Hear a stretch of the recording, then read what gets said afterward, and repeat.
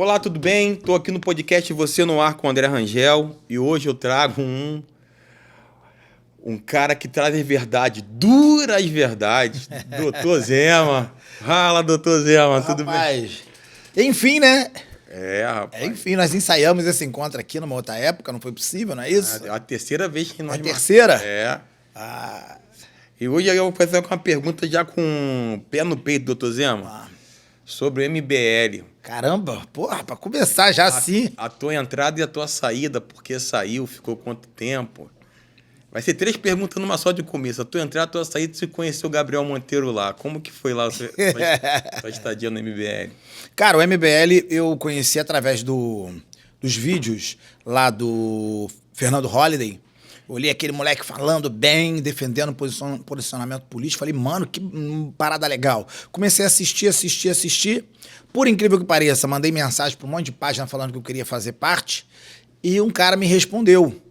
E aí esse cara falou, não, beleza, vamos fazer parte e tal. No dia que eu fui encontrar o cara, eu descobri que o cara era meu amigo. Caraca. Que era o William, pastor William. E aí descobri que ele era meu amigo, ele falou, cara, vamos me ajuda aqui, pra gente poder melhorar o MBL na Baixada Fluminense. À época, o MBL tinha, se não me engano, 5 núcleos no estado do Rio de Janeiro. Quando eu entreguei o MBL, eu entreguei com 40 núcleos, Ei. 40 cidades. Nós fizemos uma expansão. A maior expansão feita da época do MBL foi aqui no estado do Rio de Janeiro, tanto que ganhamos lá o prêmio Onças, que é o prêmio de melhor coordenação do país. Se não me engano, acho que foi 2019. Eu acho que foi 2018, 2019. Ganhamos ali... Não, 18, 19 nada. Foi agora, um pouquinho antes da pandemia. Então, e aí, fizemos uma expansão. Foi um trabalho, assim, muito bom, num período muito bom, que acabou muito mal. A minha saída do MBL... o MBL é uma máquina, virou uma máquina de fazer dinheiro para São Paulo. Todo o Brasil arrecada para São Paulo, né? Tudo que você capitaliza nos estados, as pessoas não doam para o Rio de Janeiro. As pessoas se apaixonam pelo MBL no Rio de Janeiro e entram na página de São Paulo e fazem doação em São Paulo. Ninguém doa nada para o Rio de Janeiro. Ninguém compra produtos. Os produtos... Rio de Janeiro não vendia produto, então os produtos eram vendidos na loja de São Paulo. Então todo o dinheiro da MBL era São Paulo. E São Paulo nunca dividiu um centavo com ninguém. Poxa, nós estávamos já no plano de expansão, era um dos melhores núcleos do país, o MBL, daqui do estado do Rio de Janeiro, e eu chegava em São Paulo, eu tinha que comprar camisa. Uma vez eu pedi uma camisa, ela falei, pô, cara, me dá uma camisa pelo menos. Os caras não me deram uma camisa. Não, Zé, mas tá maluco, os caras não me deram uma camisa. Isso. Então, todo o dinheiro é para São Paulo. E aí, quem está trabalhando no estado tem que trabalhar de forma gratuita, você não recebe nada, você é cobrado e você tem que entregar resultado, tua vida financeira vai para o escambau.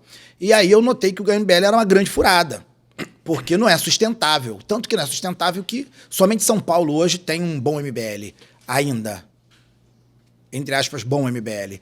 No Brasil não é sustentável, não existe um projeto para que você tenha pessoas fazendo expansão no Brasil. Porque são sanguessugas, os caras sugam até a tua alma. Se bobear, ainda pede, ainda que o coordenador do Rio de Janeiro ainda doe para São Paulo. Enquanto São Paulo fazia um caixa na época lá, um caixa enorme, era grana, era dinheiro de verdade, muito que dava para bancar todo mundo lá, todo mundo salariado, a galera recebendo salário, a galera vivendo relativamente bem. Né? Quando eu falo MBL, gente, vamos separar, não estou falando de Kim, não estou falando do Arthur, porque o Kim tem a carreira dele, o Arthur tem a carreira dele, o Holliday tinha a carreira dele. Eu estou falando de Renan Santos e quem fazia a gestão operacional do MBL. Estou falando de operação, não estou falando dessas pessoas, dessas figuras, que essas figuras nem fazem parte da operação, da administração, como eu fazia. Então, depois que eu saí, alguns amigos meus ficaram, e depois todo mundo saiu e começou a perceber que é uma grande fábrica de fazer dinheiro. Então, se você for calcular o que o MBL vendeu de curso, que ele ganhou, foram milhões de reais, vendendo apostilas, num grande plano nacional, uma estratégia... Caramba, eu vou entrar nisso? Uma estratégia da MBL para poder... O MBL ganha muito dinheiro, mas muito. A expansão, né?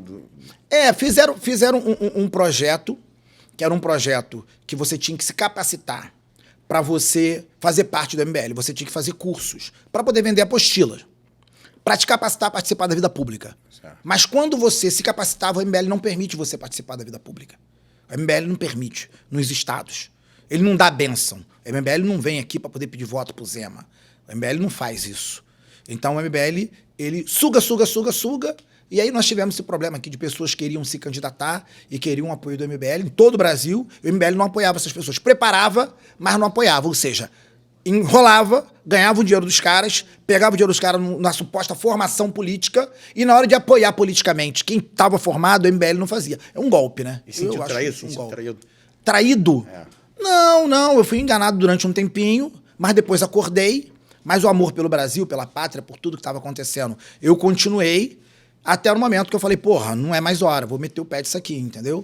E hoje não aconselho ninguém a entrar, não. E Gabriel Monteiro lá, chegou a conhecer ele lá, trocaram uma ideia? Conheci bem.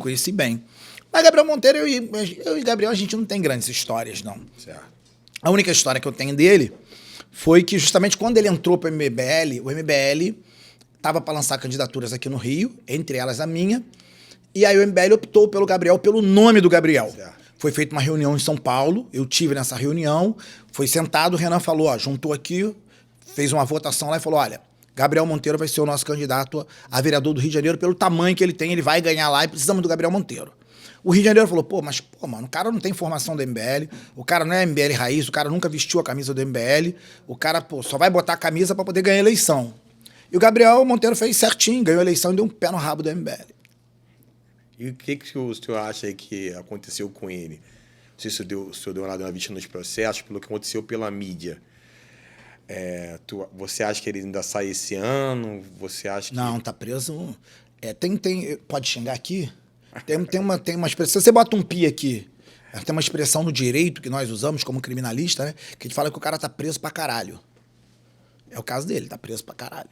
Não vejo possibilidade agora, até mesmo porque existe uma questão política envolvendo a questão do Gabriel Monteiro, que não é simplesmente um mero direito, existe uma questão política. Então, acredito que ele não consiga se desvencilhar dessa questão política que ele se colocou no momento, não. E você veio deputado estadual nas eleições passadas, né? Uhum. E aí, gostou? Vai vir de novo a vereador? Não vem? Cara, a política não é coisa séria, né? Eu sou sério. Minha escola é o direito penal, sou criminalista. No direito penal, entenda isso, tá? Para você ser bem-sucedido, você tem que manter a tua palavra, você tem que ter palavra, tem que manter a sua palavra, e você tem que ser sério e você tem que ser honesto. Porque no crime, se você não tiver esses adjetivos, tu até morre, meu irmão. Se for papo reto...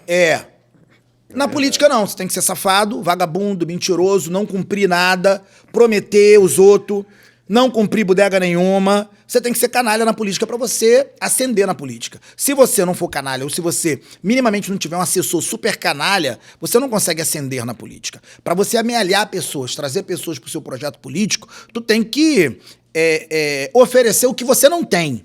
Fazer as pessoas acreditar num projeto que não existe. Que provavelmente depois você não vai conseguir cumprir com essas pessoas.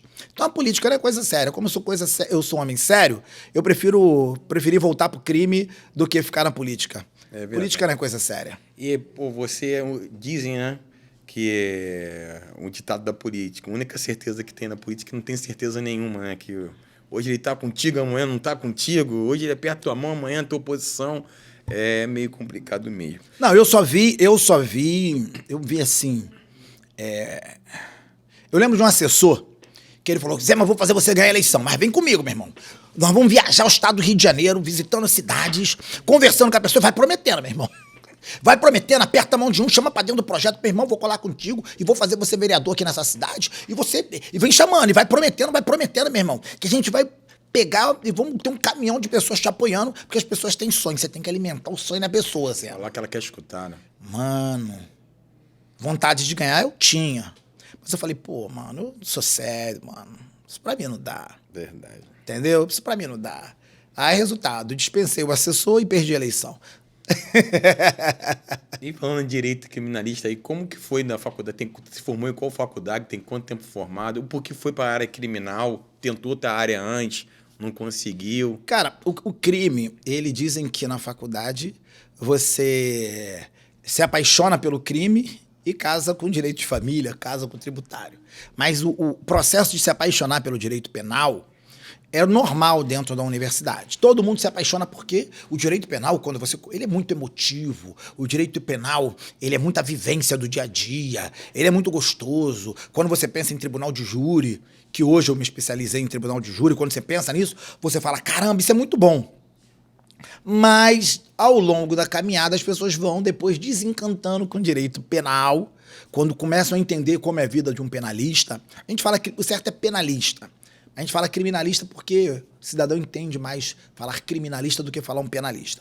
Então, quando as pessoas começam a entender melhor, e principalmente o cenário do Rio de Janeiro, que é um cenário perigoso, então as pessoas começam a esvaziar e aí acaba casando depois com o direito civil. Eu não. Eu, no terceiro período da faculdade, já fazia estágio no Ministério Público e vara criminal, e sempre focado. Depois fiz estágio num grande escritório de advocacia, doutor Júlio César da Silva, meu mestre, um grande tribuno, me parece que é mais de 250 tribunais de júri que ele tem. Eita. É um grande tribuno, e fui estagiário dele. Meu mestre teve lançamento do livro recente agora, falando sobre técnicas do tribunal de júri. Então, eu me apaixonei pelo direito penal logo no início e continuei, casei com ele, tô casado aí. E espero que esse casamento dure para sempre. E você era morador de Caxias, né? Morou em Caxias desde muito cedo. Né? Primeiro Magé. Eu sou nascido em Minas Gerais. Sou mineiro de Pouso Alegre. Mas aí depois eu vim pra minha família de Magé, Fragoso, Magé, Raiz da Serra ali. Aí com 18 anos, até os 18 anos, eu sou músico. Sou professor de música, sou músico, baterista concertista. Eu ia chegar nesse assunto aí, que você é da igreja ou era da igreja, que era do louvor. E tive uma rede de escolas de música. Então, até os 20 e pouquinho, ali na casa dos 24, eu estava full time na música. Depois eu conheci o direito, aí fui migrando pro direito e de lá para cá só direito. E aí ficou em Caxias quanto tempo mais ou menos? Cara, eu morei em Caxias até ano passado. Tô morando no Recreio agora porque me trouxeram, me raptaram pra cá. Caxias é terra boa. E se vem uma proposta? Sei que você ama Caxias, defende Caxias. Se vem uma proposta para vir vereador Caxias... Não aceito. Então não quer vir mais de jeito?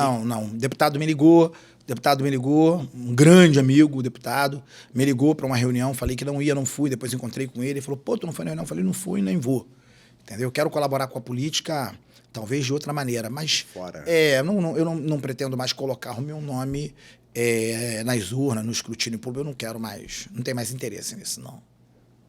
É muita decepção, né, cara? Não foi tanta decepção, porque eu só fui candidato uma vez, mas eu sou muito sério, o que eu tô falando para você. A minha escola era uma escola muito séria. Eu sou daquele estilo antigo, de você cumprir a tua palavra, entendeu? De você empenhar a palavra, de você cumprir. E isso não se aplica muito dentro da política. Um cara como do meu perfil, na política, demoraria, 15 anos para eu poder conseguir me eleger. Talvez, entendeu?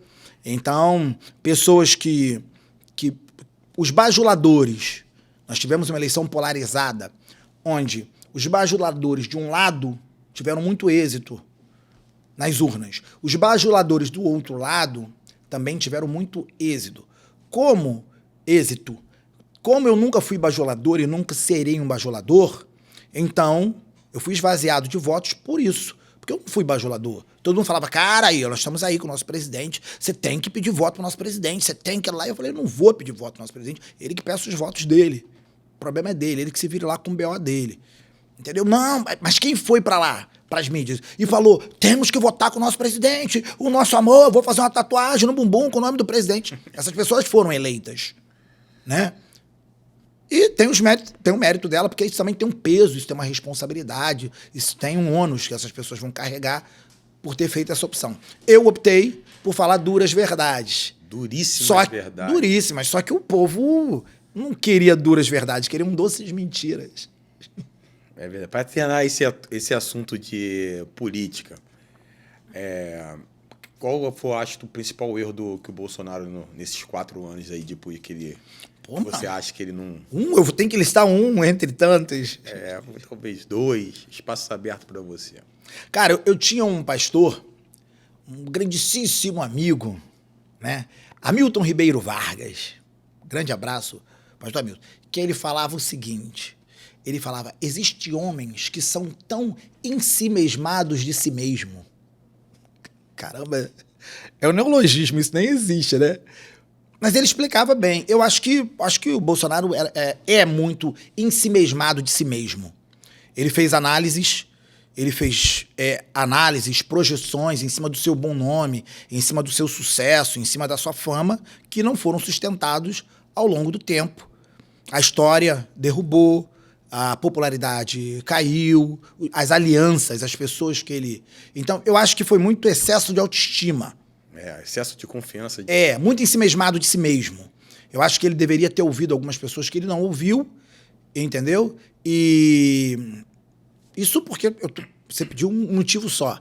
Então, eu acho que seria muito isso, ensimesmado de si mesmo. Eu não gosto de falar muito de política no meu canal, porque eu não gosto de extremismo, tanto do lado direito nem do lado esquerdo, como você falou, está polarizado.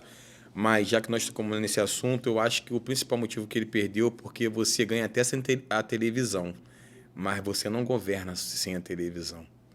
E ele usa muito o YouTube, dá muito carta na manga para os outros, falar dele. Eu acho que... Até eu vi esses dias o Antônio de Paulo falando sobre isso. Pô, presidente, ele não escutava as pessoas, segundo o Antônio de Paulo. Eu conheci um juiz, um flamenguista de Duque de Caxias, um juiz fantástico. E ele começava a audiência, ele virava na audiência e falava assim... Pro cara, e aí, tu é flamenguista ou tu é vascaíno? Aí o cara lá tá algemado, né? O cara, assim... Pode falar, rapaz, é flamenguista ou vascaíno?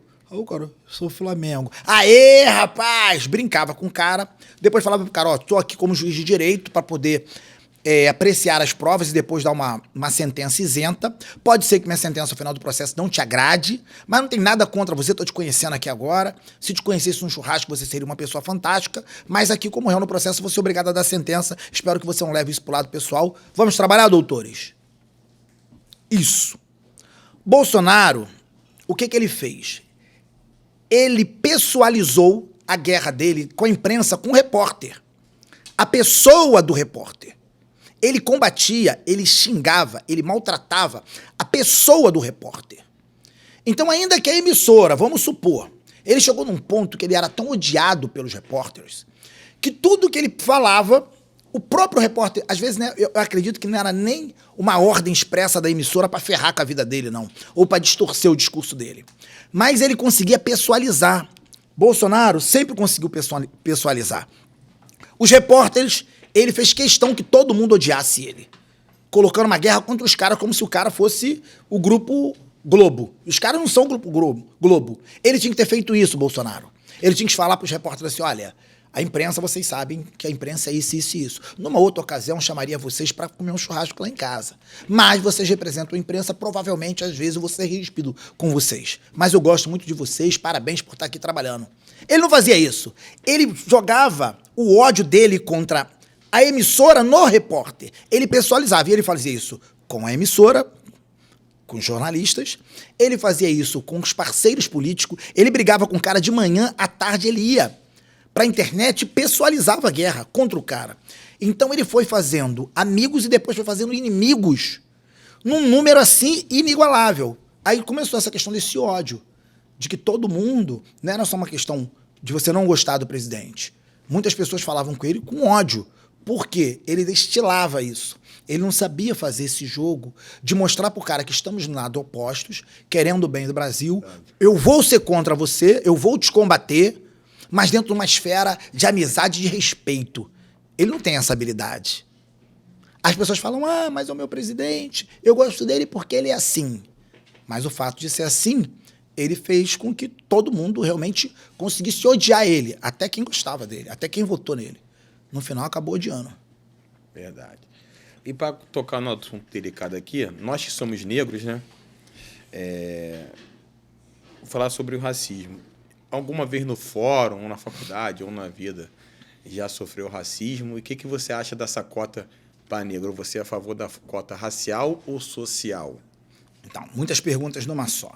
Número 1, como negro já senti racismo, sim. Eu tenho várias histórias para poder contar de que eu fui colocado, o racismo foi esfregado assim na minha cara. Pode contar aí, o espaço é totalmente aberto para você. Tem uma que eu acho que eu gostaria de contar. Mas a pessoa tá numa outra vibe, numa outra espiritualidade. Eu vou falar, mas não vou falar o nome da pessoa. Você dá nome. Porque se eu falar o nome da pessoa, a pessoa tá numa outra espiritualidade que eu acho que não a pessoa já evoluiu, eu acho. Eu fui num evento da... Eu falo inglês fluente desde os 18 anos de idade. E eu fui num evento no Mistura Fina, chegou lá, no Mistura Fina, eu fui no camarote do Dave Weckl, baterista, para poder bater um papo com ele. E tava conversando com ele em inglês. Chegou uma artista, uma global, uma top 10 do Brasil, global. E essa mulher, uma cantora, braba, tava com as filhas dela. E aí, a filha dela falou assim... Não, aí essa pessoa brincou comigo e falou assim: aê, neguinho, hein? Arrebentando nos inglês, hein? Que essa pessoa é de zoeira. Aí eu peguei e ri. Aí a filha dela pegou e falou assim: tá vendo, mãe? Por isso que eu preciso aprender a falar inglês. Até ele fala. Caramba. Assim, até esse negro fala, então eu tenho que falar, né? Isso. Aí todo mundo fala assim: mas e você? O que tu fez? Nada. Se alguém tivesse ser pego pelo braço, pela segurança, colocado para fora da Mistura Fina, seria eu ou a filha do artista? Verdade. Então, mas isso acontece. Agora, em relação ao racismo, vamos conversar. O movimento negro no Brasil, existe esse trabalho de Silvio de Almeida, né? Sobre o racismo estrutural, que é um trabalho... Eu não acredito no racismo estrutural como ele fala, mas acredito que muitas... que a cabeça do brasileiro, o brasileiro médio, ele acaba tendendo a ter um pensamento racista. Mas não acredito do racismo estrutural da maneira que ele fala. Mas, enfim, o movimento negro ele sempre se ocupou em encontrar um culpado. E o movimento negro fez isso muito bem durante o período. Né? Culpado. O movimento negro é bom nisso. Vamos achar o racismo, onde está o racismo, como ele é. Como é o tipo do racismo. Como que ele é, desvendando o racismo. O movimento negro foi muito bom nisso. Só que o movimento negro ele não trouxe a segunda contribuição. A segunda contribuição é como que a gente se liberta disso, não do racista. Como que a gente se liberta da amarra dessa escravidão ideológica, dessa escravidão mental que nós vivemos, para que nós negros tenhamos uma vida plena, para que nós negros consigamos realmente os espaços que a gente almeja conseguir. O movimento negro ele não dá solução. O movimento negro, o que ele se ocupa em fazer? Em jogar um peso nas tuas costas. Ele pega a dor de gangazumba, de zumbi, ele pega a dor de todo mundo, joga aquilo nas tuas costas, faz você sentir quase uma imersão para que você sinta, para que você entenda. Aí ele te dá uma história para você entender a dor do negro, da diáspora do negro no mundo, e aí ele traz toda aquela dor, todo aquele sofrimento e joga no teu ombro.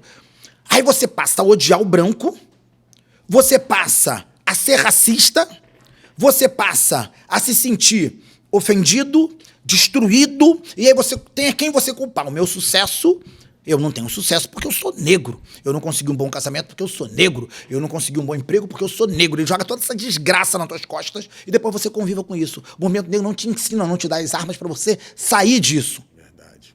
E eu acho que isso é que acabou e que acaba com a vida do negro no Brasil. É você, além dos teus problemas pessoais, você ser catequizado para levar todo o sofrimento de toda uma geração nas tuas costas e você ser obrigado a carregar esse peso. E ele não fala como você sair disso. Eu tenho refletido com um grupo de filósofos, com um grupo de intelectuais negros sobre isso. Nós precisamos agora trazer a solução. E não o problema. O problema a gente já entendeu. Agora, como é que nós vamos chegar a ocupar os grandes espaços? Vai ser por merecimento? Vai ser na raça, trabalhando dobrado, triplicado? Ou vou ficar em casa reclamando, sofrendo as agruras que o povo negro sofreu de escravidão no Brasil? Eu fiz a opção de caminhar para frente. Verdade. Esse peso eu me recuso a levar. Quem quiser, que carregue, pegue todo esse peso, além dos meus problemas pessoais. É um fardo muito pesado. E leve. E aí sai por aí destilando ódio sobre os brancos, destilando ódio sobre o capitalismo, destilando ódio sobre a sociedade, destilando ódio sobre o patrão, destilando ódio sobre as pessoas. Ou você encontra um caminho, que é o caminho de você desfazer dessas amarras para você ficar leve e você conseguir progredir na vida. Verdade. Eu estava falando sobre isso porque essa semana teve um episódio do programa Encontro, que era da Fátima Bernardes, e agora tá a Patrícia Poeta Que a Patrícia Poeta, ela foi Garota do Tempo, foi repórter internacional, comandou um único programa que eu vejo na televisão, que eu sou professor de Educação Física, nem Globo Esporte eu vejo mais, que é o Fantástico. Ela comandou super bem, agora ela está no Encontro. E o rapaz que trabalhava com ela, que eu esqueci o nome... Manuel, que é negro, falou que numa reportagem que ela ganha 15 vezes mais do que ele. Mas pelo que eu entendi... Ele acha que o fato de ele ser negro, ele merece receber tanto quanto ela. E ela tem uma história... Que ele não tem. Isso aí ele trouxe pro lado de vítima. Por exemplo, ó, eu tenho 4 filhos, eu tenho um filho que é especial. Ele toma uma lata de leite que é R$200, ele toma 10 latas. Ele toma o canabidiol, que é R$1.000 e poucos. Ele toma um remédio chamado Speak Most, que só vem nos Estados Unidos. Pô, ele gasta tudo que eu tenho, que não tem, mas se eu ficar parado, pedras no meu caminho, eu passo por cima de todas para construir o meu castelo. Porque se eu ficar parado, esse negócio de vitimismo, que eu sou negro, que eu tenho ganhado do governo, porque é da minha cor... Cara, não é assim. Eu acho que ela é muito mais qualificada do que ele, no meu ponto de vista. O que você achou? E ele saiu da emissora, né? Foi demitido. O que você acha dessa situação, especificamente desse rapaz? Não, então, ali eu acho que a Matrix bugou a Matrix. Porque a Globo, ela alimenta esse ódio, ela alimenta esse enredo, essa retórica, ela vai alimentando. E ele foi se alimentando disso. Só que chegou num ponto onde você tem, de um lado, uma mulher, que é uma grande bandeira da Globo, e você tem um negro, que é uma grande bandeira da Globo. Mas a emissora olhou e falou justamente o que você falou. Pô, ela tem uma trajetória, ela tem um espaço. E outra coisa, ela tem carisma. Ele não tem carisma. Verdade. Ela, Patrícia Poeta, tem carisma. Caiu ali de paraquedas. E ele não tem esse carisma.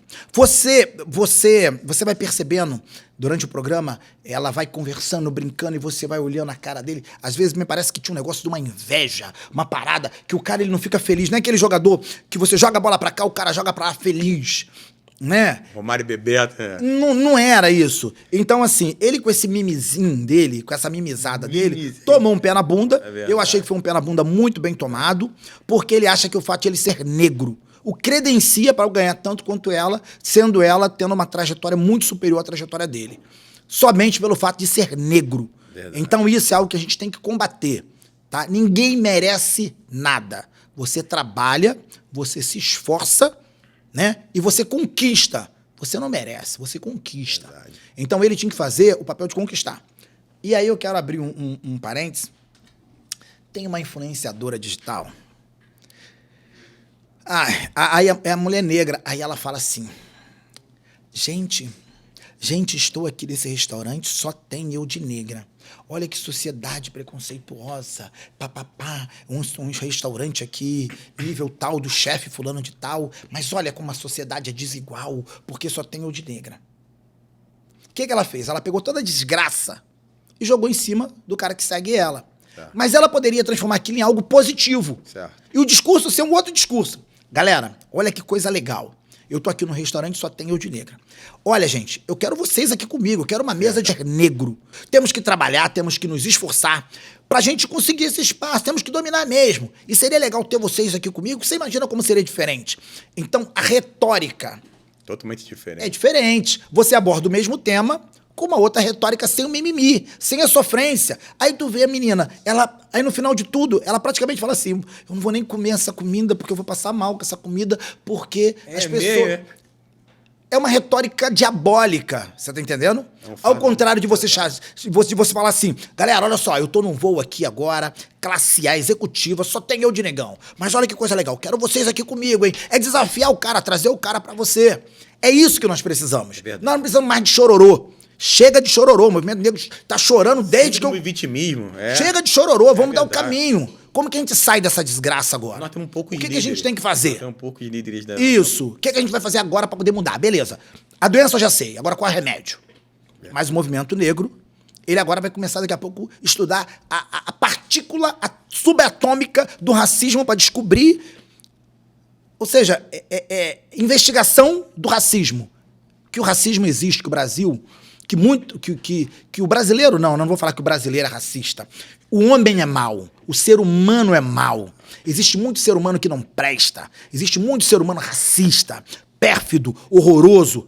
Eu trabalho com crime, eu sei o quanto o ser humano é mau. Mas beleza, descobri isso. E agora? O que a gente faz com isso? Próximo passo. O próximo passo. Chega de ficar investigando racismo. Eu quero a solução para que a gente tenha uma sociedade mais igual. Porque problema, eu tô cansado. E a cota? Tu é a favor da cota? Racial ou social? Então vamos lá. Eu tenho uma filha negra. Eu tenho uma filha morena, light skin clara. E tenho um filho branco, que é um sarará de cabelo duro e louro. Então eu tenho. Aí você acha o quê? Como que a cota seria, meus filhos teriam cota? Então, o meu filho branco não teria direito à cota, minha filha morena não teria, e só minha filha negra retinta que teria, por um critério única e exclusivamente, remete esse racismo, o que a faculdade, o que as universidades fizeram com essa questão das cotas raciais, ele se aproxima muito de como os negros eram tratados quando era vendido no mercado de escravos, né? O negro, ele valia mais se ele tivesse uma boa estatura, pelos dentes, pela narina, né? Abrir o nariz assim para poder ver os dentes, para um atestado de que ele realmente era um negro tipo A. E aí ele valia mais ou ele valia menos. A universidade hoje, né, quando ela tem dúvidas em relação se alguém merece cota ou não, bota todo mundo no paredão e vai lá olhar os traços de fenótipo do cara para ver se o cara é negro ou se o cara não é negro. Aí você se submete ao mesmo tratamento que era o tratamento que os brancos utilizavam para poder vender negro. E aí eu te falo, a nossa sociedade brasileira, ela é desigual. Você tem lourinho dos olhos azuis passando fome e tem negão comendo bem pra caramba. Eu tenho um carro que acredito que milhares de lourinhos dos olhos azuis não têm. De repente, eu me alimentei em um restaurante essa semana que milhares de lourinhos com olhos azuis não se alimentaram essa semana. Mas te garanto uma coisa, você trabalha pra caramba. Eu acompanho tuas redes sociais. Você não é vítima, negócio de vitimismo, mas que eu sou negro. Mas vamos lá. Vamos falar da desigualdade do Nordeste, onde tem pouquíssimos negros. Então, o nordestino não tem direito à cota, porque, na sua maioria, ele tem pele clara, porque ele não foi escravizado. Então, eu acho que a cota social, né, é uma cota que resolve o problema de desigualdade no Brasil. Verdade. E não a cota racial. E você tocou no assunto, o nordestino. Cara, você pode falar qualquer coisa do nordestino, mas pode falar que ele não é trabalhador. O povo que trabalha, cara. Trabalha outra vez em 2 ou 3, 4 trabalhos, sai de um. E eles não são da nossa cor. Então, como que vai ser em relação à cota? Caso não, tem uma influenciadora digital que ela tá levantando uma parada maneira. Ela bugou também a Matrix. Qual o nome dela? É a mesma que falou do Bruno Galhaço e da Giovanna Eubank lá, com o negócio da Tite, é aquela mesma. Esqueci o nome dela, que eu acho ela engraçadíssima, acho ela legal. E ela fala o seguinte, olha o que ela fala. Começou esse mimimi do movimento negro, da separação, dessa separação, e aí ela piorou o negócio, ela bugou a Matrix. Aí a atriz fulana de tal, que é mais clarinha, que vai querer pagar de negra, ela fala, pô, você vai falar de negra comigo? Tu não é negra nem aqui na China, você é moreninha, você é clarinha, você não tem autoridade para poder falar sobre negritude porque você não tem traços negroides. Aí o que ela fez? Ela bugou com a Matrix. Um monte de gente que quer defender e quer entrar, se apropriar do discurso do racismo, ela pega e buga a Matrix quando ela fala que nem essas pessoas têm autoridade, porque essas pessoas não têm traços negroides. Ou seja, a gente vê quando o sistema ele buga com o próprio sistema. Então, uma série de pessoas que querem ser baluarte da verdade relacionada ao racismo, hoje, ao meu ver, também não tem autoridade para poder falar. Verdade. Porque não são retintas como eu sou e não tem experiência de negro que eu tenho. Verdade. São pessoas que de negro não tem nada. Então, teoricamente, não teriam lugar de fala. Ou seja, eles criaram essa retórica do lugar de fala que agora o próprio lugar de fala bugou com eles e eles também não têm lugar de fala. Verdade. É o sistema bugando o sistema. E fala uma coisa sobre presídio. Você vai no presídio quantas vezes por semana ou por mês aí visitar? Porque como é criminal, sempre tem que visitar Vai quantas vezes aí por mês aí, por semana? Então, vamos fazer uma separação aqui. Como eu costumo falar para as famílias, eu não visito preso não, tá? Não. Quem visita preso é a família. Eu vou lá para poder passar um andamento processual. Então, primeiras coisas, o cara tá preso, eu vou lá.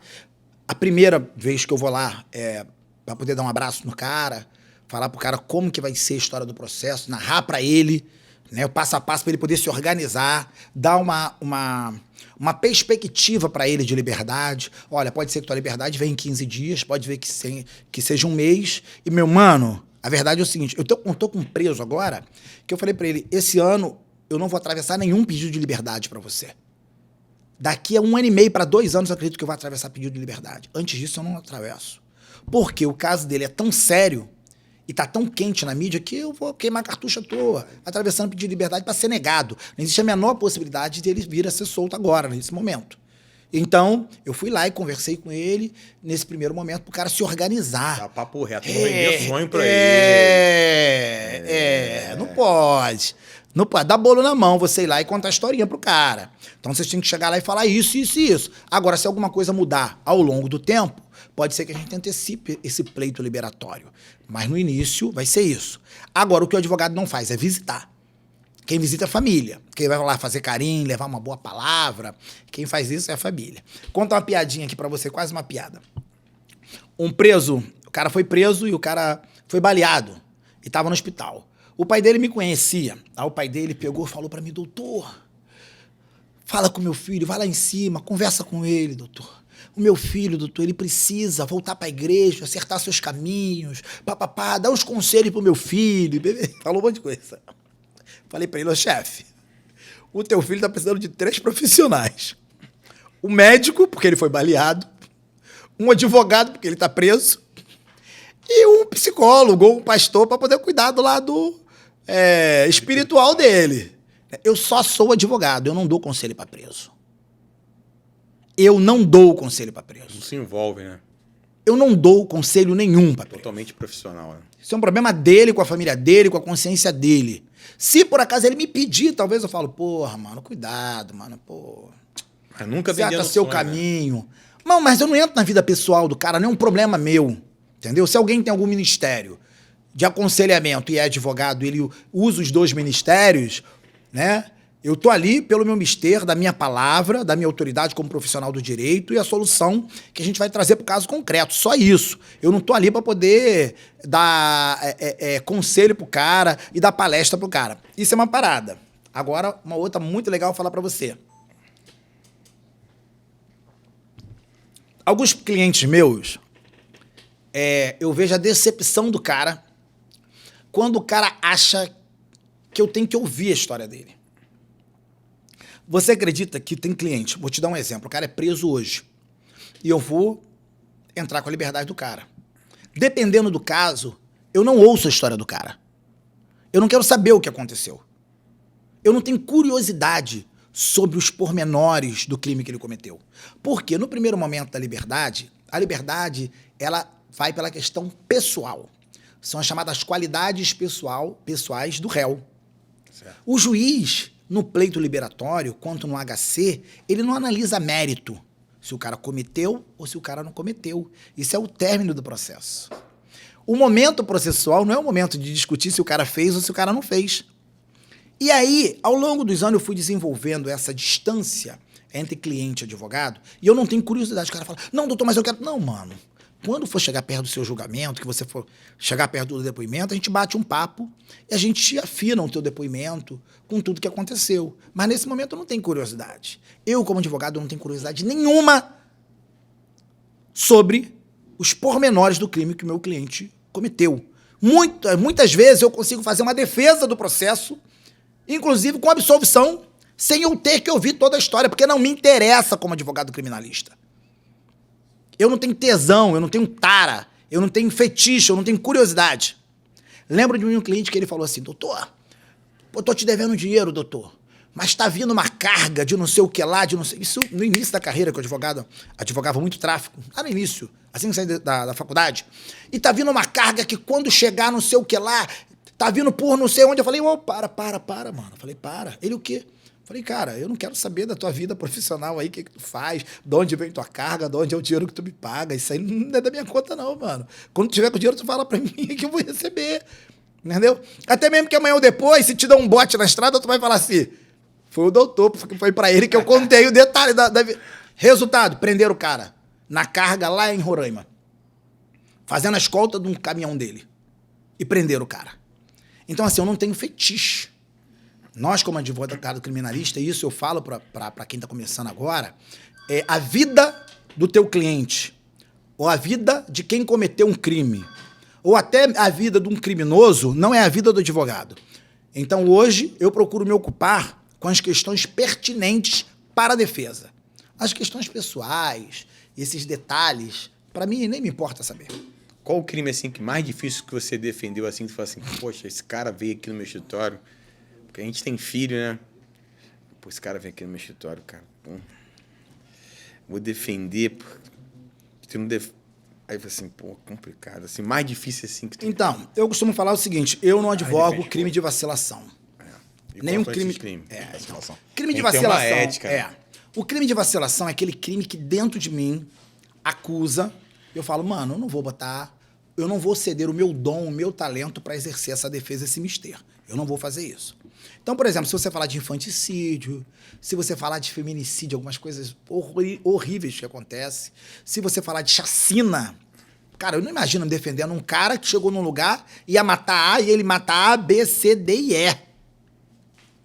Ah, Zema, mas esse cara não merece a defesa? Merece. Não a minha. Defensor público. Ele vai pra defensoria pública. Ele não precisa da minha defesa, ele precisa ser defendido. Até mesmo porque como que eu vou defender alguém que eu não acredito? Como é que eu vou chegar pro cara e cobrar o cara um dinheiro, falar, mano, olha aqui, olha, tô te cobrando aqui 200 mil pra poder fazer a sua defesa, né? Se eu não acredito na inocência ou não acredito sequer na postulação da defesa daquele cara. Seria muito leviano da minha parte cobrar por algo, por um resultado que eu não vou entregar. E como eu não sou leviano, então prefiro simplesmente não pegar. Então, crimes de vacilação, crimes assim que eu acho que existem questões éticas conflitantes com o meu pensamento, eu, sinceramente, não pego, não faço de maneira nenhuma. Que até o sistema também carcerário lá, ele também não aceita certo tipo de vacilação de alguns presos. Não, hoje em dia não existe mais isso, porque existe cadeia de seguro, isso onde só aí. tem vacilão. Isso aí eles mesmo. pegam um cara que é vacilão E e jogam no lugar que só tem vacilão. É isso aí. E aí eles convivem lá, vacilo com vacilo, e fica tudo bem. Antigamente, quando era tudo misturado, você tinha esse problema. Hoje em dia não tem. O cara chega na cadeia, a primeira coisa que o sistema faz lá, a entrevista, para poder entender de qual facção você é. Pergunta a facção. Eu sou facção, então você vai pro presídio tal. Ah, você tem problema? Vai pro presídio tal. Você é isso? Vai pro presídio. Você cometeu crime fulano de tal? Isolado, seguro no presídio tal. Entendeu? Então, hoje em dia não tem muito isso do cara... Ah, o cara vai ser estuprado quando chegar na cadeia, porque... Dificilmente isso ocorre hoje. Porque... A pergunta principal dessa aí que eu vou fazer, porque hoje existe a PPP, né, que é a parceria pública-privada. Alguns países de primeiro mundo já estão colocando só o policial na atividade fim e todo o administrativo particular tomando conta do presídio. Eu acho que em Minas ia até fazer um presídio assim, a parceria privada tomando conta do sistema na parte ali administrativa e só o policial na parte fim. Porque eu vou te falar, você acredita na ressocialização do preso? Então, existe essa política pública que a cadeia, o papel da prisão seria um papel de ressocializar. Eu entendo, eu falo isso num livro que eu estou lançando agora, eu entendo que o papel do Estado seja punir. Punir. Ponto. Agora, se o cara, no seu intelecto, o cara... dentro do seu patrimônio moral, se ele escolher se regenerar daquela conduta que levou ele para a cadeia, aí o cara vai fazer análise dele, do tempo dele preso. O Estado realmente pode oferecer cursos para que o cara ele faça algum tipo de formação lá dentro. Ajuda espiritual é legal, ajuda psicológica é interessante. Agora, o papel do Estado, o papel da pena, né, é penalizar. O papel da pena não é ressocializar. E aí criou... pesada mesmo. Pesada. Muito pesada. Somente se nós tivermos penas... Então, já que abrimos essa janela, então vamos lá. Nesse meu livro, o que a gente vai discutir? Teoria tríplice da delinquência. E vai ser lançado quando? acredito que daqui a 2 meses, a gente está caminhando para daqui a 2 meses. Nesse meu livro, o que eu venho fazer? Uma contribuição para o direito penal brasileiro, uma nova teoria. Essa teoria, ela tenta explicar por que as pessoas cometem crime. O que leva uma pessoa a cometer crime? Por que algumas pessoas optam por cometer crime e outras pessoas não?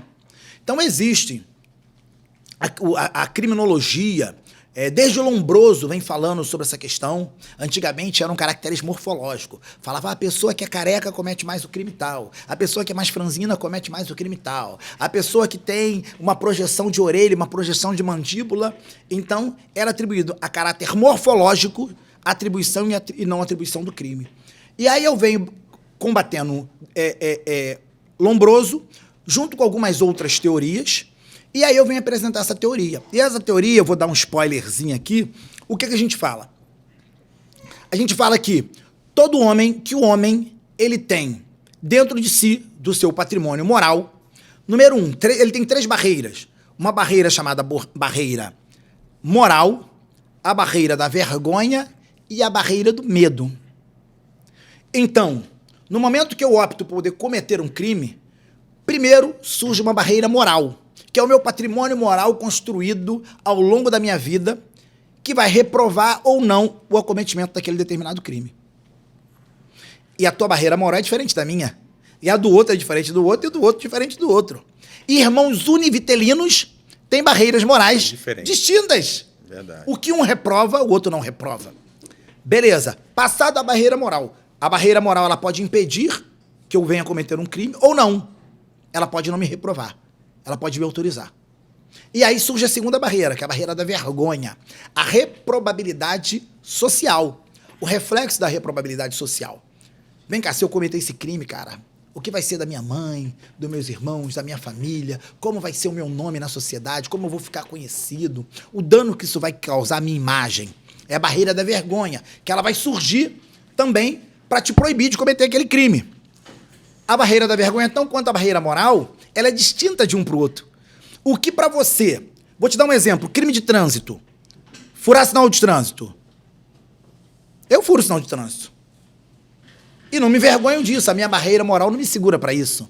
Crime tributário. Sonegar um impostozinho. Eu sonegaria o imposto. Imposto é roubo. E minha barreira moral não me condena de sonegar imposto. Ah, mas se matar? Depende de quem tá morrendo. Se o cara deu um soco na cara da minha mãe, eu vou matar esse cara. É a minha barreira moral e minha barreira da vergonha já não me proíbe. Você tá entendendo como isso é muito flexível? E aí existe a terceira barreira, que é a barreira do medo. Que é, meu irmão, vou ser preso, eu vou pegar uma cadeia braba, eu vou sofrer pra caramba no cárcere. E aí o cara, que a barreira moral não segurou ele, que a barreira da vergonha não segurou, ele pode ser segurado pela barreira do medo. E no final ele fala, só não vou cometer porque eu vou ser preso. O que acontece, por exemplo, vou voltar nos crimes de trânsito. Por exemplo, a lei seca, não é um reflexo disso? Você fala, eu bebo mesmo e dirijo mesmo. Moralmente, você não se condena de beber e dirigir. Vergonha, todo mundo vai saber que eu bebi e dirigi. Ah, dane-se. A barreira da vergonha também não segurou. 3 mil de multa. Não vou beber e vou dirigir, não. O medo me segurou. Agora, quando a barreira da moral, a barreira da vergonha, a barreira do medo não te segura, meu irmão, nada te segura. Você vai cometer um crime. Verdade. E a lei seca do estado do Rio de Janeiro, eu acho que é mais funciona que todo o Brasil. É o projeto que está mais funcionando e pega todo mundo mesmo. Do pobre... Pega. Pegar jogadores de futebol famosos, que não vou citar então, o nome o papel do sistema carcerário, da pena, né, é justamente causar o medo, o pavor, o terror social.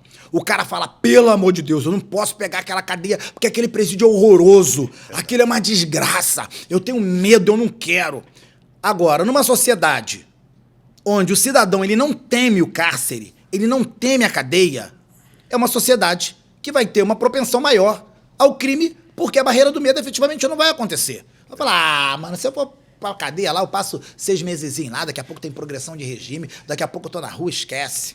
É isso. Eu queria saber também se você já defendeu algum policial, seja ele penal ou civil ou militar, e se você é a favor porque o policial ganha pouco. Depois ele tem que vender um carrinho, fazer um consignado para pagar um advogado. Se tem algum projeto, você já pensou nisso, de um policial, o próprio policial que é formado em direito, que ele poder defender os próprios policiais da corporação, Você tem alguma ideia, alguma proposta para isso? Então, vamos lá, por partes. Eu acho que o policial não ganha pouco. Eu não acho que o policial ganha pouco. Eu acho que ele tem um trato com o Estado. Que ele vai lá, o Estado não vai na casa do policial e pega o cara e faz o cara... Não é igual ao serviço militar, que é obrigatório.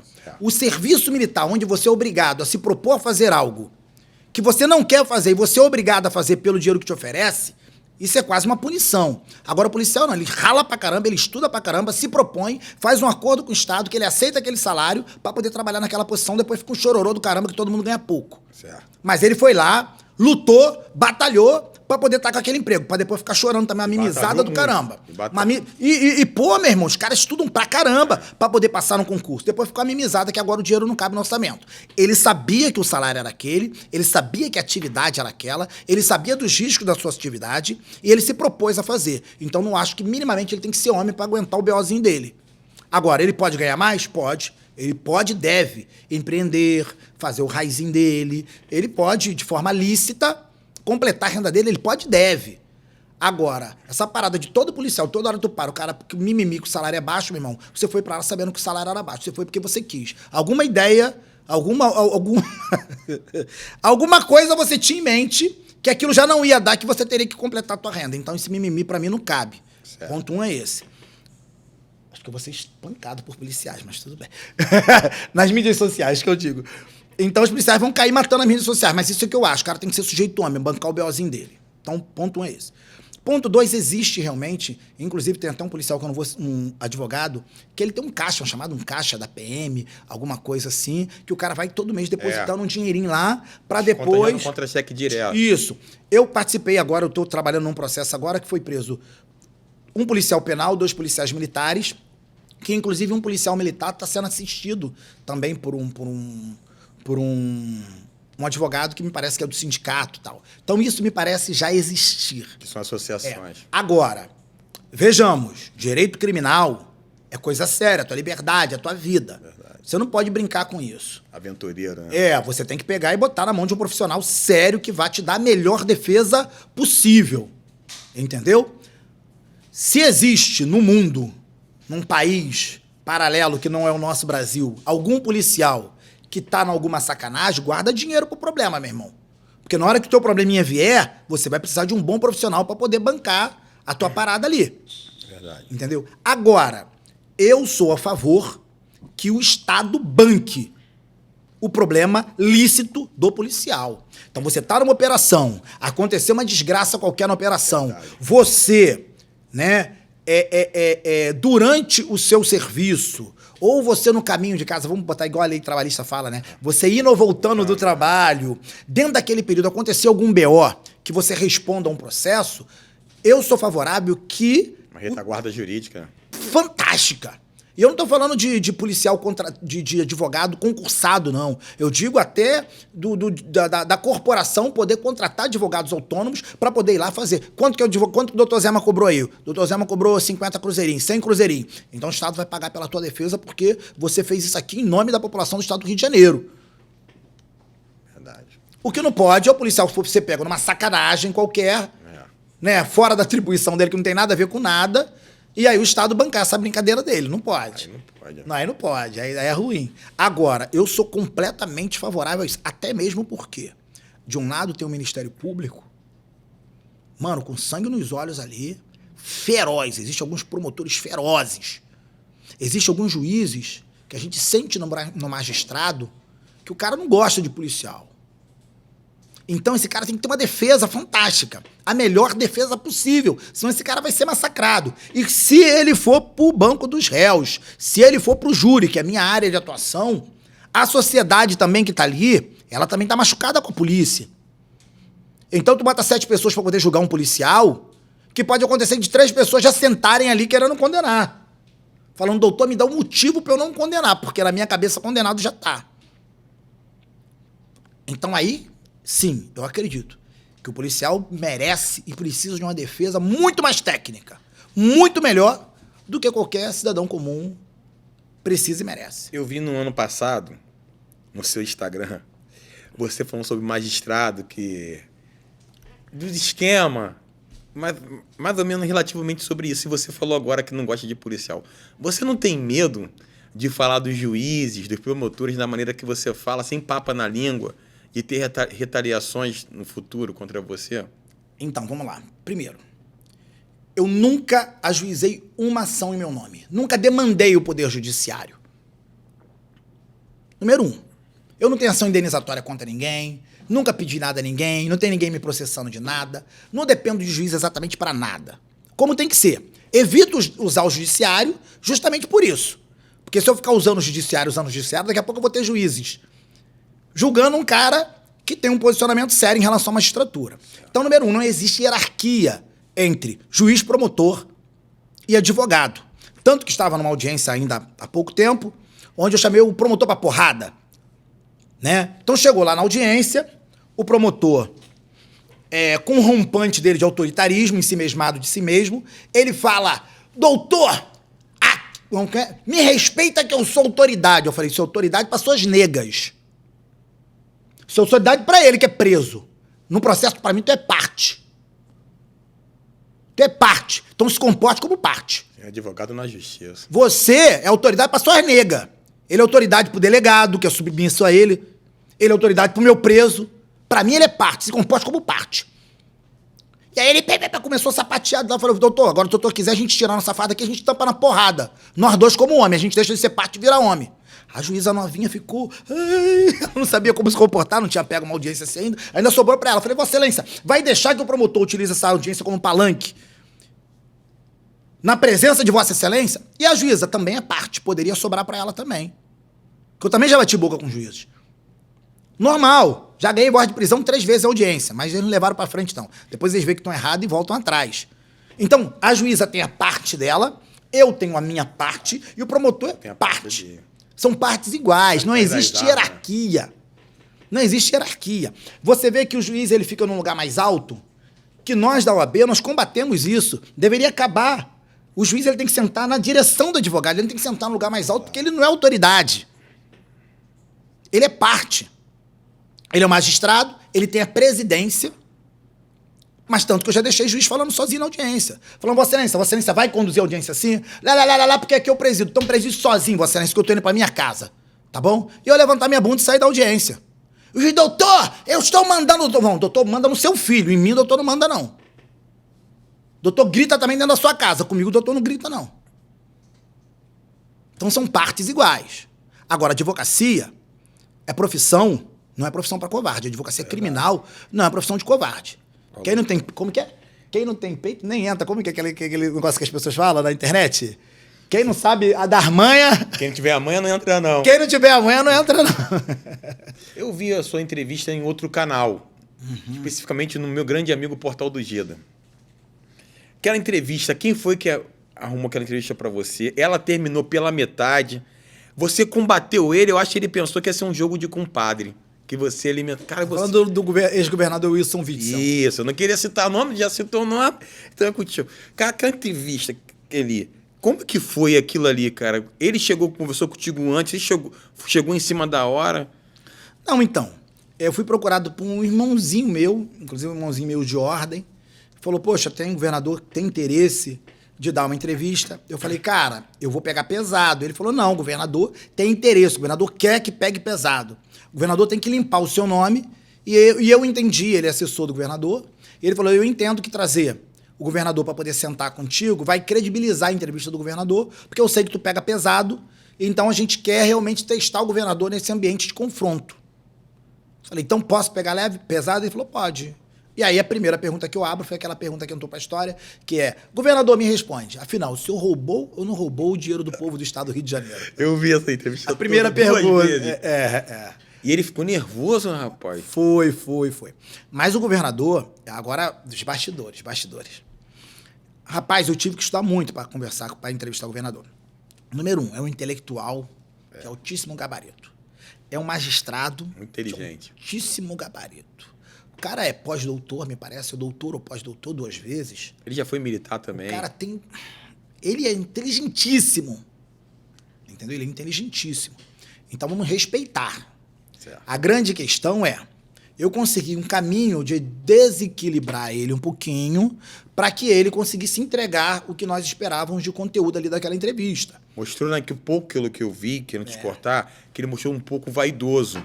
E ele te lembra, você não me conhece, não fala isso que você não me conhece. Mas, assim, eu tive que ser muito técnico com ele, porque ele é muito inteligente. Então, o normal daquela entrevista ali era ele me engolir. Era o normal, já sair de casa falando, mano, ou eu tento um caminho de desequilíbrio. E o que me ajudou muito é isso. É porque, como ele é juiz federal e eu sou advogado e tenho esse perfil na minha advocacia, eu não entendo que ele tenha, que hierarquicamente ele é superior a mim.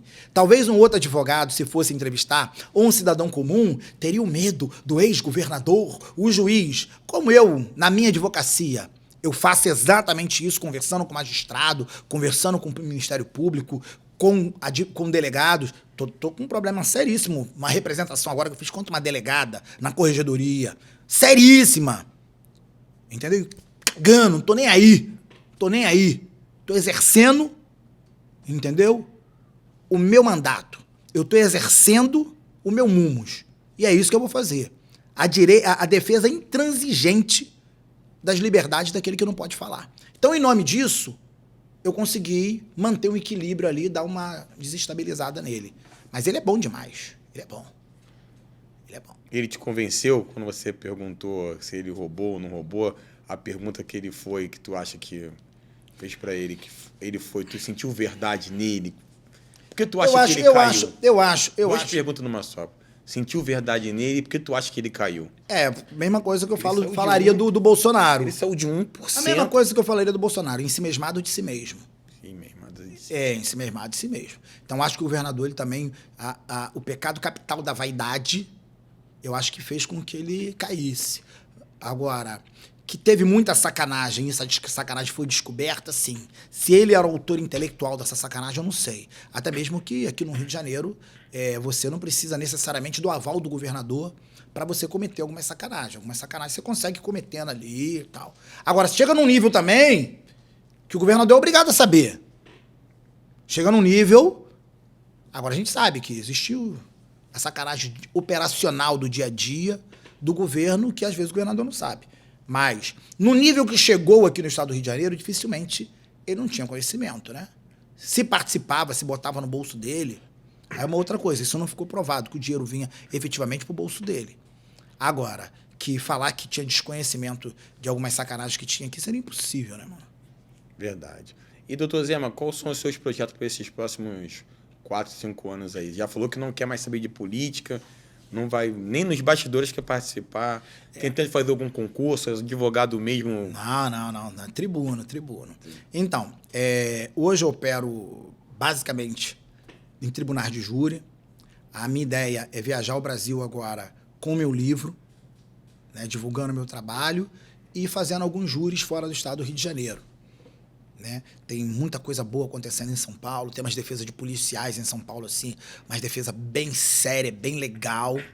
Tem algumas parcerias, que daqui a pouco todo mundo já vai conhecer, parceria com grandes nomes, grandes tribunos brasileiros. E seu escritório aqui no Rio fica onde? É aqui na Barra, né? Isso, eu tenho uma parceria aqui na Barra, eu sou associado de um escritório aqui na Barra e sou associado de um grande escritório no centro do Rio.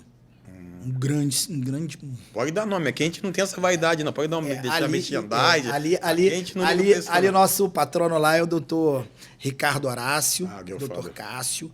Os caras são, assim, top de ponta da advocacia empresarial. E lá no escritório eu tenho feito a parte criminal. Lá não era focado em criminal, é a parte empresarial. Inclusive lá nós advogamos para alguns deputados, alguns deputados, alguns prefeitos, muitos vereadores, advogamos inclusive para juízes. Então, eu faço lá a parte criminal. Eu tenho um filho que é especial de 5 anos, que ele é autista, e você combinou também que tem uma filha especial também. De 20 anos. Eu tenho uma grande amiga que eu vou até entrevistar ela, Flávia Lousada, ela também tem um filho que é especial. Você tem algum projeto, cara, ou de imposto de renda, algum benefício, porque filhos especiais têm necessidades especiais, gasta muito. Eu não sei o que está acontecendo nesses últimos 5 anos, cresceu muito o número de autistas, não sei se é alimentação, Não sei. Até vou deixar aqui no Pix aqui, para marcar aqui o Pix e a vaquinha online da minha amiga Flávia Lousada, que ela vai fazer uma cirurgia no Grande Dante, e aqui para ajudar, vou deixar aqui depois aqui vocês marcar. Você tem uma estratégia, alguma coisa, porque cresceu muito a inclusão nas escolas, alguma coisa, porque a gente não pode esquecer esse povo. Entendeu? O que você acha? O que assim, eu tenho sofrido. Filha, o que eu sofri na pele, assim, como pai, é essa questão de ter, dentro das escolas, uma pessoa para poder ajudar essas crianças, né? Então, a minha filha, ela precisa de uma ajuda especial e ela ficou 4 anos estudando numa escola que essa escola não tinha. E foi uma dificuldade para a mãe da minha filha terapeuta, conseguir uma pessoa para poder estar auxiliando ali, porque ela tem uma dificuldade. Tem escola que não aceita gente assim, falar que é especial, autista, síndrome de Down. Então, assim, essa questão eu acho que é a questão assim, mais grave que tem. Porque muitas dessas crianças têm muita sede de aprendizado, necessitam dessa integração com o mundo, né? Entender como o mundo funciona. E essa questão da escola também acaba fazendo uma questão de um convívio com as crianças, com crianças diferentes dela também. Isso é importante. Eu também não sou a favor que crianças especiais somente estudem com crianças especiais, porque isso acaba sendo uma segregação. E o mundo verdadeiro, real, ele não é feito disso. O mundo real... Não é esse morango todo. Não é esse morango. Você vai estar lidando com pessoas com habilidades, capacidade, com intelecto diferente. Então, a gente tem que preparar essas crianças. E isso, assim, me incomoda muito, muito, muito. Quando eu estava na política, realmente era um anseio meu. Hoje é muito mais um desejo que um anseio, porque hoje eu estou focado na minha carreira como criminalista, então hoje é mais um desejo como pai de que, efetivamente, o poder público consiga resolver isso imediatamente. Você é a favor da Lei Rouanet? Então, cara, a Lei Rouanet, ela tem tentado, já houve uma tentativa de aprimoramento dessa Lei Rouanet. O que eu coloco é o seguinte, eu fiz uma colaboração também num grupo de músicos, num grupo de maestros, que eu falei sobre o seguinte: nós precisamos diferenciar o que é cultura e o que é divertimento. Mas a palavra que eu usei não foi divertimento. O que é cultura e o que é entretenimento. Nós precisamos fazer essa diferença. Eu acho que o papel do poder público é realmente fomentar a cultura, não o entretenimento. Agora, quem decide o que é cultura e o que é entretenimento? Essa que é a grande questão. Então, movimentos culturais precisa sim. Vamos falar da capoeira. A capoeira, ela tá morrendo devagarinho, né? Tá difícil achar a capoeira. Tá difícil. Então, se nós temos grupos de capoeiristas que precisam de alguma subvenção do governo para que a gente não perca essa cultura, para que as pessoas continuem conhecendo a capoeira, é importante, sim, que em cada comunidade o governo vá lá e coloque um professor de capoeira para poder trazer e manter viva essa cultura. Agora, Ivete Sangalo na Praia de Copacabana é entretenimento, não é cultura, porra. Verdade. Dinheiro público não tem que ser utilizado para entretenimento. Show do Roberto Carlos, desculpa, Anitta, seja lá quem for, pancadão de funk, ou até Gilberto Gil, não é cultura, é entretenimento, isso aí não é cultura. Então, dinheiro público que seja utilizado da maneira que for e da melhor maneira para a promoção da cultura, não do entretenimento, como é regra hoje em dia. Eu queria te fazer uma pergunta sobre a direita. Eu sei que tu não quer falar sobre política, você vê outros nomes que estão lançando agora, se você vê algum nome, esse eu respeito ele, esse eu acho que ele tem futuro. Você que é um homem cristão, negro, advogado, preza pelos princípios da família, se você pudesse apostar num nome agora, assim, pô, cara, eu vejo futuro nesse cara. Eu acho o seguinte, vamos lá. Não existe solução fácil para problema difícil.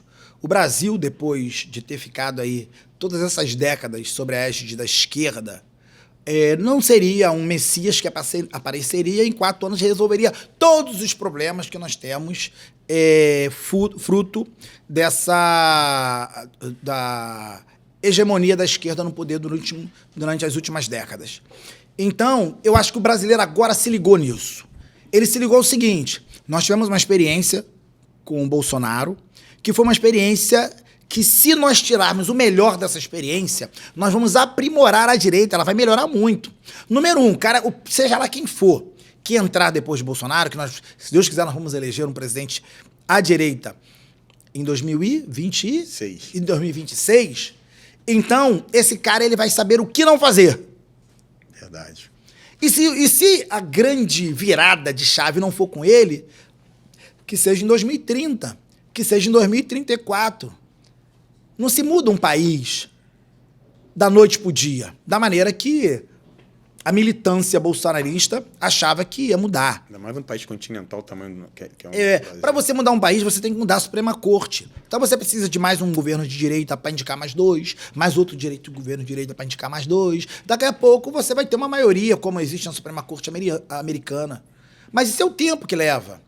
O que o povo esperava é que Bolsonaro fosse realmente o grande Messias. Eu não tenho essa projeção. Eu acredito, sim, que a direita está aperfeiçoando, errando, fazendo merda, errando e acertando. Mas estamos acertando os municípios. As lideranças que tem na base da direita são ótimas lideranças. Então eu acredito que nos próximos 30 anos o Brasil vai dar uma inclinada grandíssima à direita.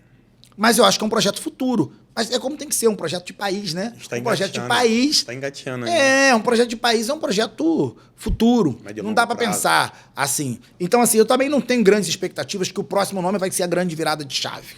Mas eu acredito que nós vamos aperfeiçoar a direita. Cada vez ela vai ser maior, cada vez ela vai ser mais experiente, cada vez ela vai fazer uma autoanálise, uma autocrítica do seu modus operandi e vai se depurando, melhorando, até nós termos uma direita completamente madura que represente a grande virada de chave do Brasil à direita. Eu acredito nisso.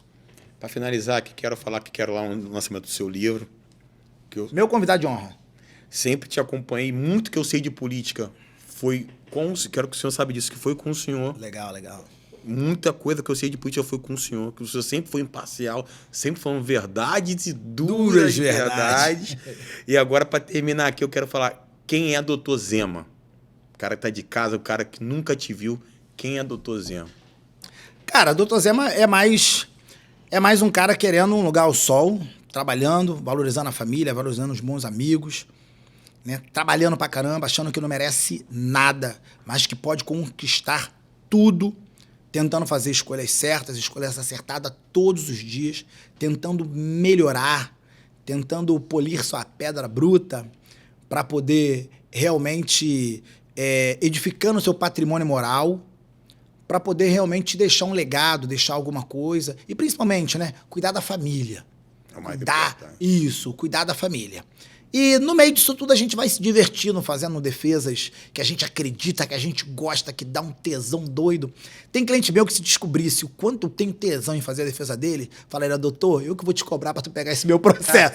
Mas olha, não espalha pra ninguém, senão eles vão querer parar de me pagar. Porque o tesão, a vontade de estar ali, exercendo a defesa, trabalhando em alguns processos, meu irmão, se o cliente soubesse, ele me cobrava para eu pegar os processos dele. Queria agradecer a Deus, antes de tudo, e te agradecer por vir no meu canal aí, cara. Muito obrigado. Valeu, mano. E espero que quando tiver esse livro na mão, a gente traga você aqui de volta. Isso, e aí a gente vai conversar mais sobre o livro, a gente vai falar sobre o que está acontecendo no mundo agora. Verdade. Em relação, existe uma mudança acontecendo no mundo muito grande em relação rápida. Em relação ao combate à criminalidade, que é algo assim que está no dia a dia e o carioca passa por isso todo dia. A gente quer fazer realmente esse livro, a ideia desse livro é fazer uma colaboração com o direito brasileiro para que a gente entenda. E no final do livro a minha proposta é: vamos criar políticas públicas para melhorar a percepção da moral, da vergonha e do medo dentro do cidadão, para que assim, no longo prazo, a gente tenha uma sociedade mais consciente e com menos criminalidade. José, muito obrigado. Eu trago verdades duras verdade. Valeu. Doutor Zé, obrigado.